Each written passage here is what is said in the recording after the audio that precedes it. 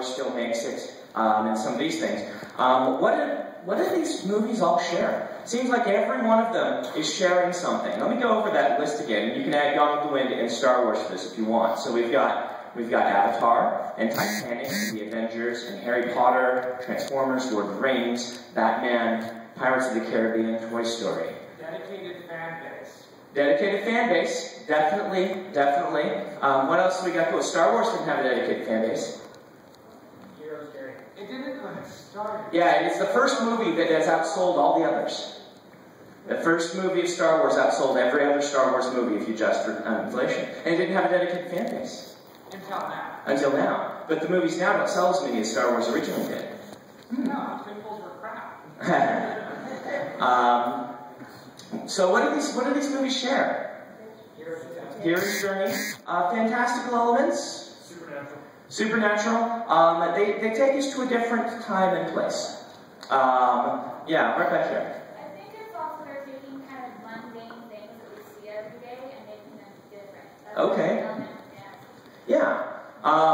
It's very interesting to me that if you look at any big bestseller list in films in particular, but in a lot of different things, you will find fantasy and historicals. Historical epics and fantasies are going to make the top of your list.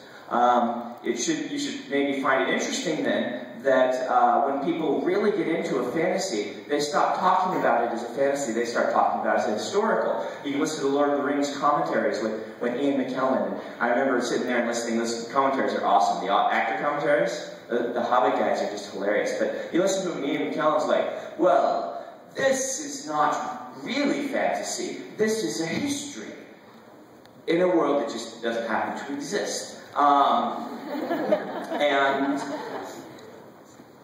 that's what fantasy is. It's a history story in a world that doesn't exist in a lot of cases. So let's look at this. I mean, defining fantasy is very hard until you hit the 1800s. What it is a genre. Because at the 1800s, this is, the age of reason, and we're starting to say, no, there probably aren't fairies living in the woods, but we're still going to tell stories about them. It's interesting that I've mentioned the medieval romances, however, because the medieval romances are another legitimate argument for a starting point. You guys read any of these? A lot of them are King Arthur tales. It's fascinating to me that what we call a romance back then. A romance was really just an adventure story, right? That's kind of the word they used, boiling down for an adventure story. And if romance hadn't veered in the 1800s to a slightly different meaning, we would be talking about the romance genre right now. Because romance would mean fantasy. In fact, Hugo Gernsback. Do you guys know who Hugo Gernsback is?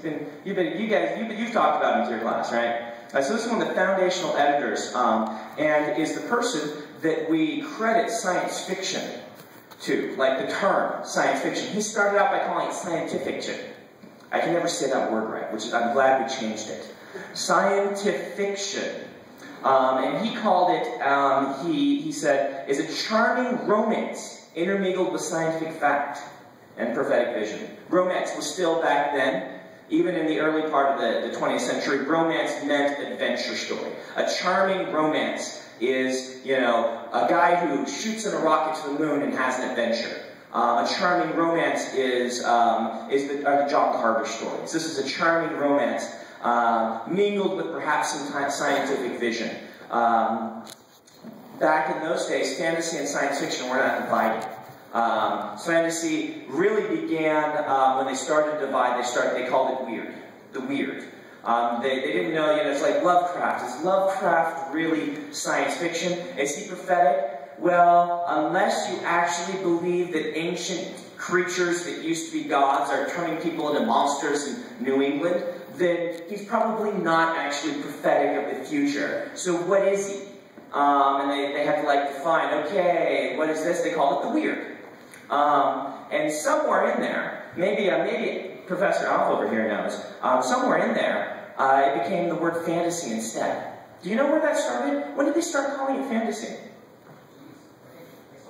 Carter's book, Imaginary Worlds, is what set that in.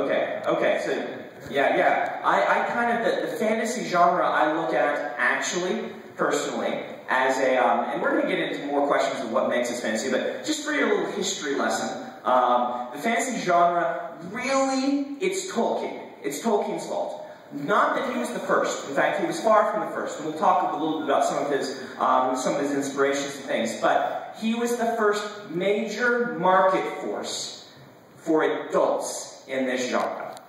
And genre is actually, it starts to pop up when people are trying to sell books to other people, or librarians are trying to get books into the hands of the people who want to read them. Those are really the two big forces behind genre definitions. It's the librarians and the literacy professionals saying, people love this, how can I find them more of this? And put them near each other so they can find them. And people like Tom Doherty saying, people are buying this Tolkien stuff.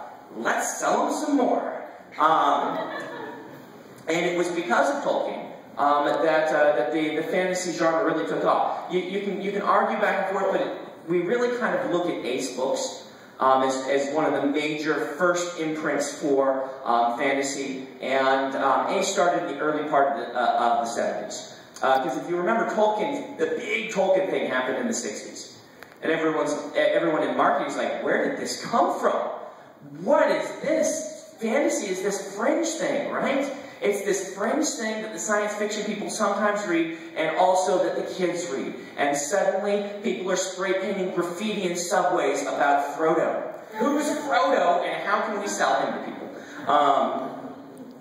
And so, Tolkien did this, and then had the audacity to die, right? And so, like, great, we can't sell this anymore because he's not writing it anymore because he's dead.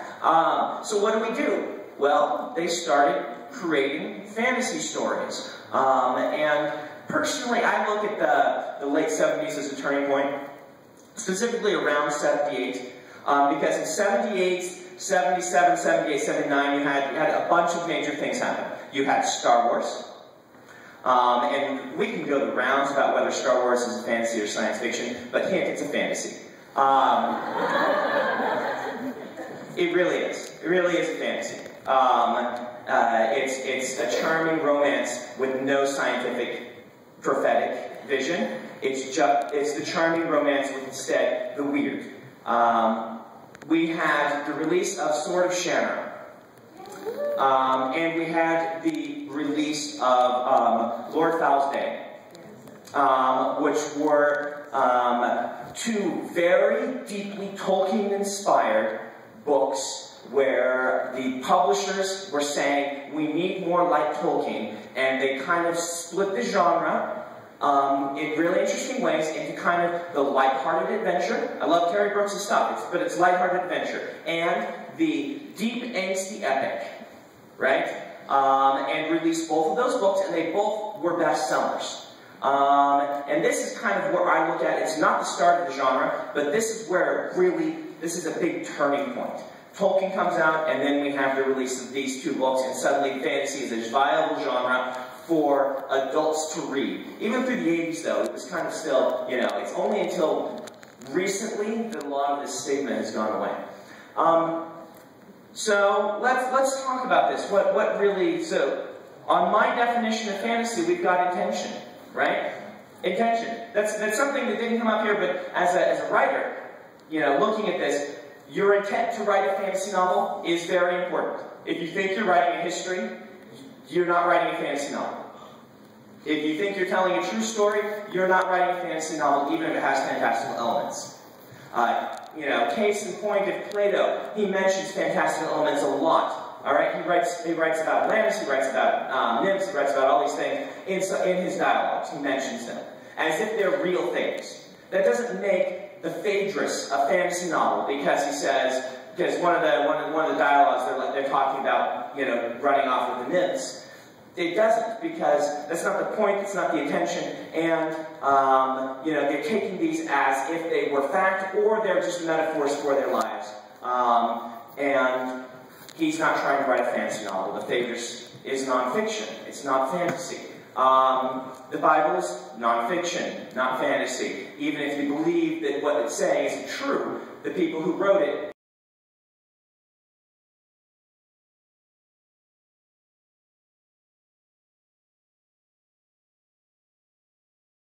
to write a fantastical story, and people intend to read it as a fantastical story. That's foundational to the genre. It's a shared dream, right? It's where we're all getting on board for this shared thing. We're like, yeah, this can't happen, but we're gonna pretend. Rod Serling defined the definition between fantasy and science fiction this way. He said, fantasy makes the impossible plausible, and science fiction makes the plausible into reality.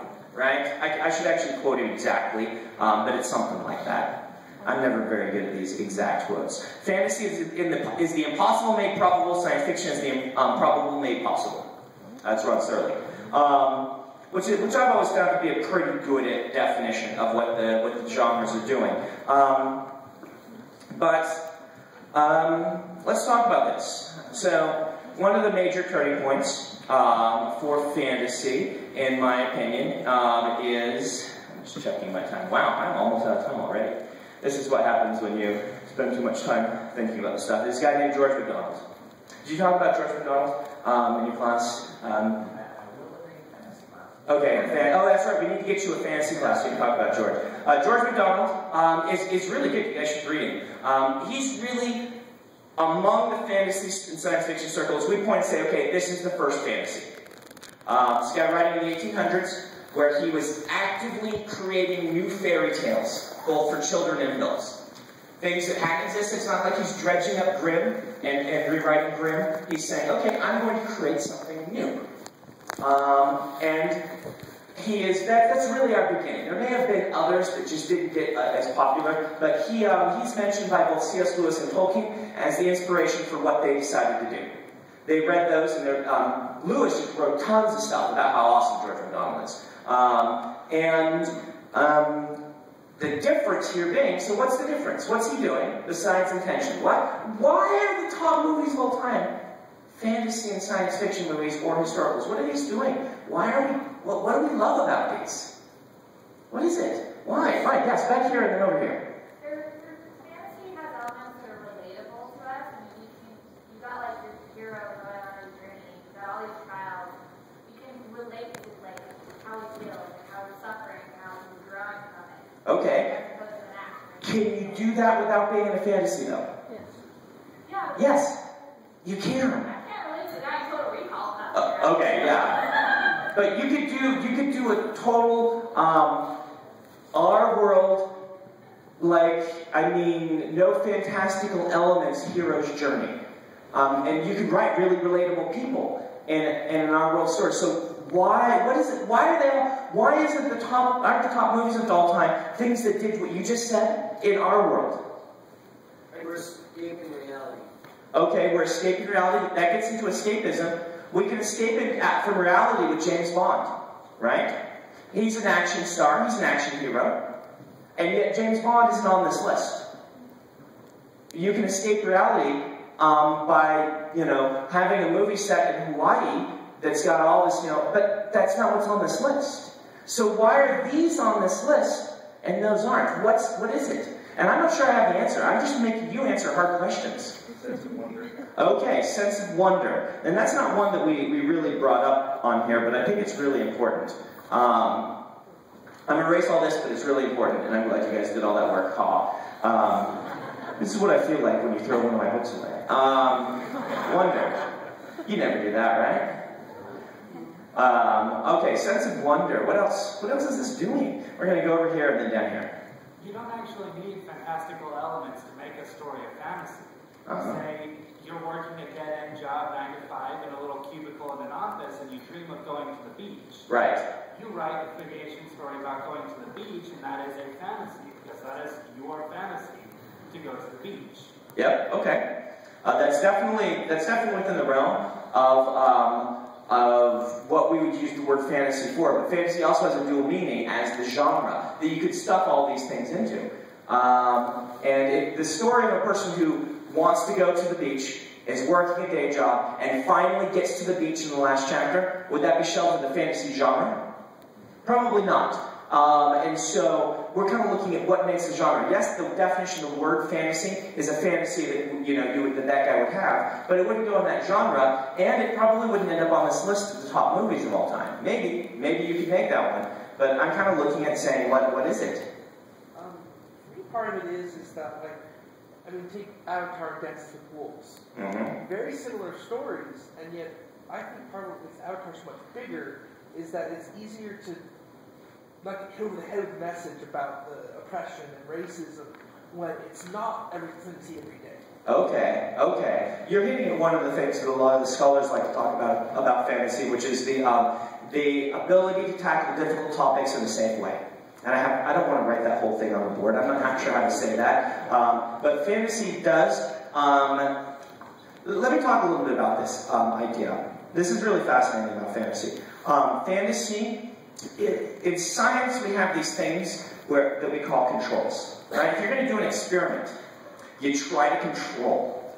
This means that if you want to see if plants will grow toward the sunlight, you're going to try and create two groups of plants, and you're going to try and control all other factors. You're going to try to make them exactly identical, the two experiments you're doing, so you're going to change one thing, which will be, the sunlight in that case. And when you're running experiments in science, the control is a big deal. You're going to try and do one experiment where you do everything one way, and then you do another experience where you do all the same way except you change one thing.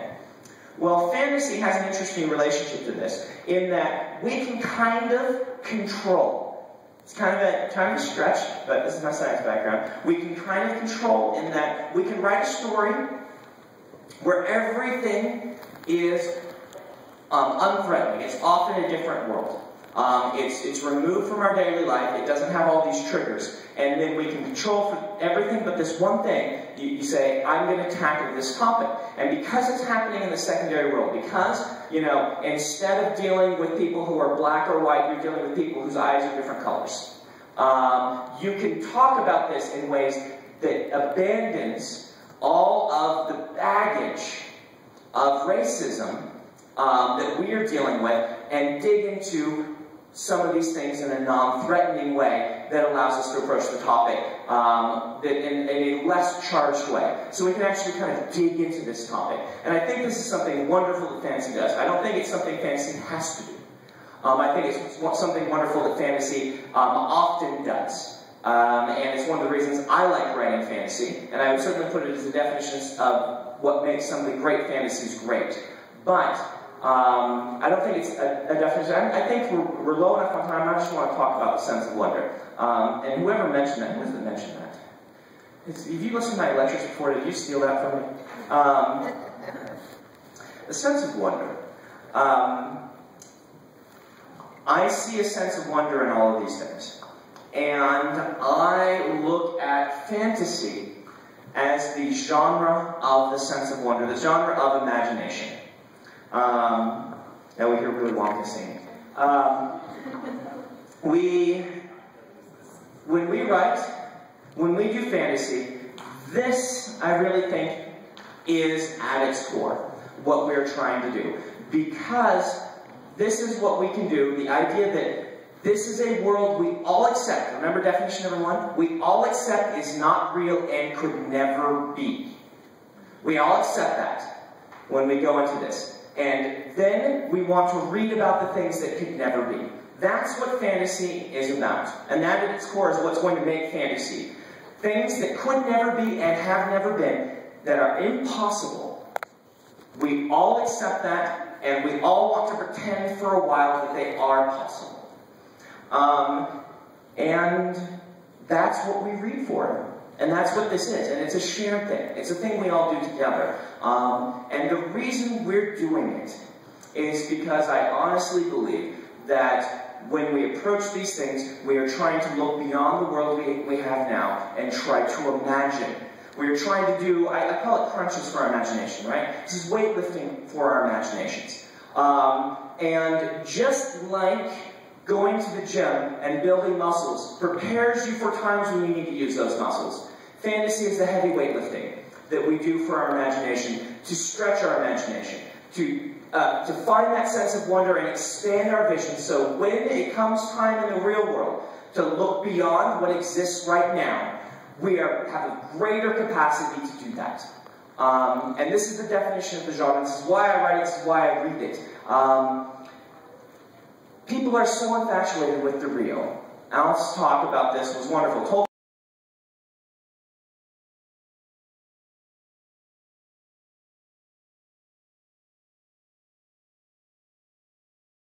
We accept that here and now is the way that things always have to be. And if people did that, then what would we have out of life? Would life be able to change? Would we be able to, if you were living in the early part of the 19th century, would you be able to then envision a world where racism doesn't exist, where people get along, where we have a black president? Could you envision that? You couldn't. That would, if you're accepting the real, that's real life. Black man can't be president. That's real life. The fantasy is something like Star Trek, where everyone gets along and race and creed are not important. People don't even notice it. The reality is that those who have stretched their minds to accept things like this are better prepared in the real world to say, wow, what must it be like to be that person? What must it be like to walk in their shoes? I can imagine that because I've read things that are so different from my life that imagining something simple like what it would be like to live like this person, that's easy compared to imagining this weird place with elves and dwarves and little hobbits and all of these things. That's what we're doing. We're expanding your minds like balloons, is my hope. And I hope that we never lose that. There seems to be a force in the world right now. It was the same force that said to me, no, you can't do that. That's good intention, but particularly in the college system, teaches us you should read things that are real. You should spend your time on things that are real rather than things that aren't real, because that's childish. And I would hope that we would all never lose that desire to look for a sense of wonder, that we will never stop flexing our brains to look toward the impossible, so that when the implausible comes along in our lives, we're willing to accept it. And I am thankful that you guys had me, and I will be doing a Q&A afterward. Thank you so much.